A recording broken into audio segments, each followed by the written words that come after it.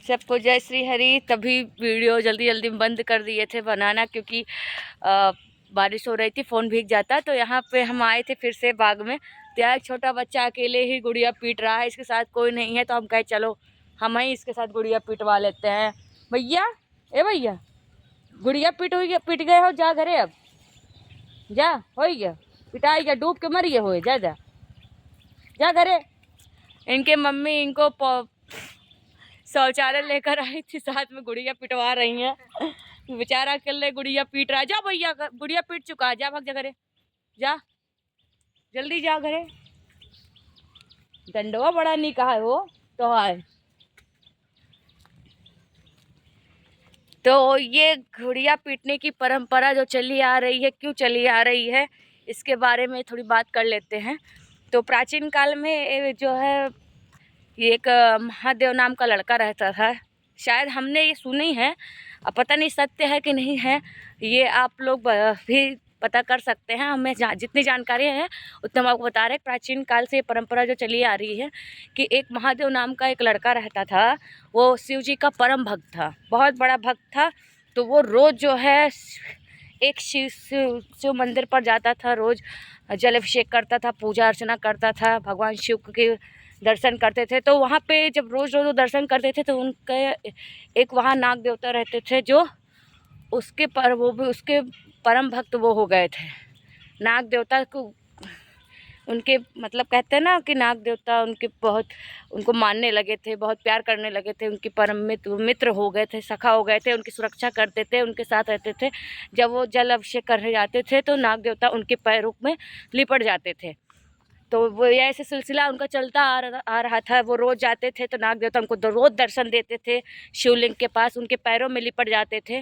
तो एक दिन सावन का महीना आया और वो महादेव नाम का लड़का अपनी बहन को लेकर शिवलिंग के पास गया ना शिव जी का दर्शन करने। तो शिव जी को दर्शन करने के बाद जब नाग देवता ने फिर उस दिन उनको दर्शन दिया और उसके पैरों में वो लिपट गए।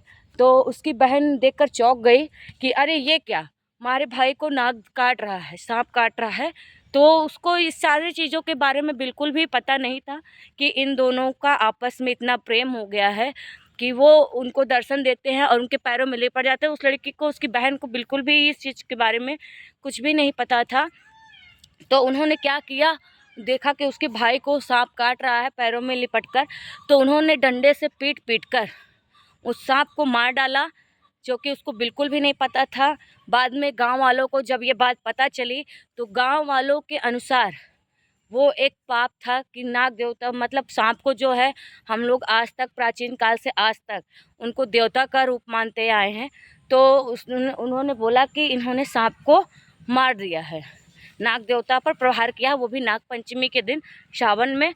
तो इनको इस चीज़ के लिए दंड जरूर दिया जाएगा। पूरे गाँव ने मिलकर सोचा कि इनको दंड क्या दिया जाए, पर उस लड़की ने बोला कि मुझे कुछ भी नहीं पता था, मैंने जानबूझकर ये नहीं किया, भूल में हो गई, मुझे बिल्कुल भी अंदाज़ा नहीं था इस चीज़ के लिए।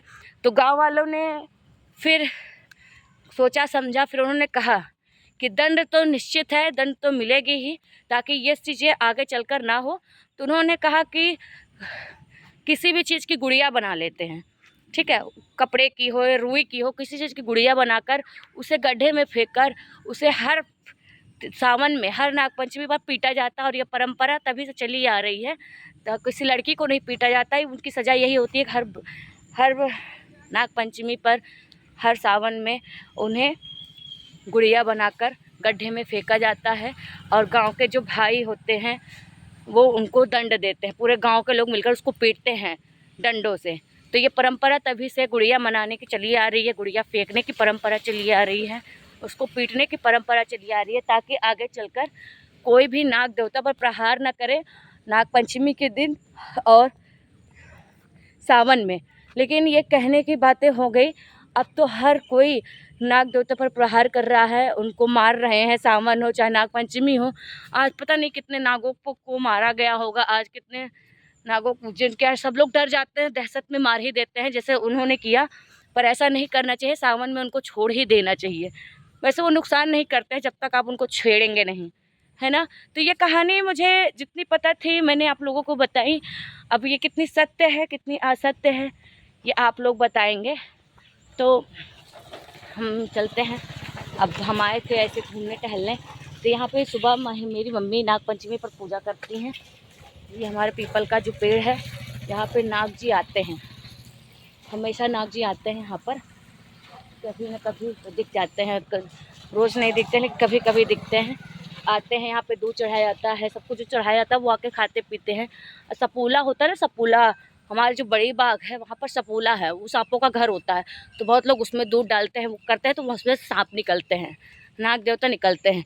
एक दिन नाग देवता को पूजते हैं, दूसरे दिन नाग देवता को मारते हैं, जब भी कहीं भी मिल जाते हैं, जो भी होता है।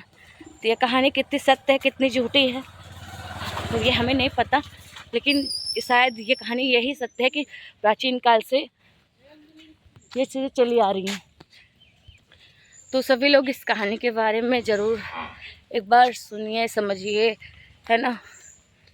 तो मुझे जितना पता था मैंने आप लोगों को बता दिया। फिर मिलते हैं आपको अगले व्लॉग वीडियो में, तब तक के लिए सभी को जय श्री हरि।